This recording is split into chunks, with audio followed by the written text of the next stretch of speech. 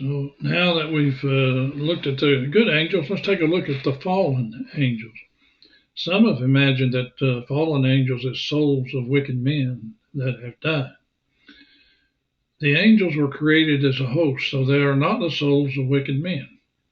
The Bible tells us that Satan fell from heaven and took 1/3 of the angels with him. And the angels that followed Satan are referred to as fallen angels, devils, or demons. 2/3 of the angels did not rebel but stayed with God. The angels that stayed with God are called the good angels or holy angels.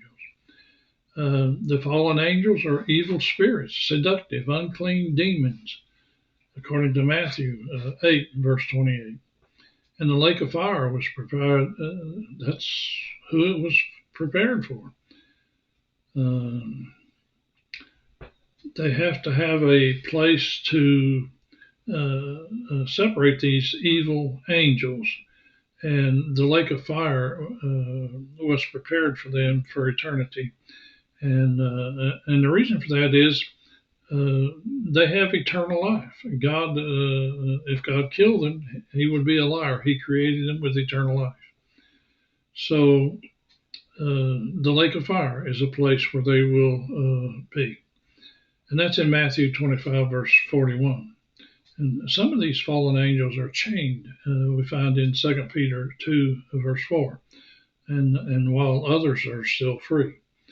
The free angels are roaming the earth today and obtain possession of the bodies of men, Luke chapter 8, verse 36, and they can voluntarily leave the bodies of men.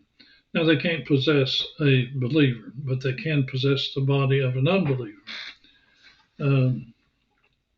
Are demons, fallen angels, are they real? Without a doubt they are. Not only real, they are individual spirit beings with a personality and knowledge about God and human beings. James chapter 2, verse 19, and Acts 19, verse 15. What about salvation for fallen angels? To answer this, we have to begin with Adam and Eve. Adam and Eve were created and placed in the Garden of Eden. They could have remained obedient to God and been confirmed in righteousness, or they could have been disobedient. Their choice was disobedience, so mankind fell and was lost. And the human race descended from Adam and Eve, with Adam being the head of the race. Mankind can be saved through a federal head or a representative. The first Adam was the head of the human race, but there is a second Adam, who is Christ, referred to in Romans 5:12 and following, and also in 1 Corinthians 15, verse 22.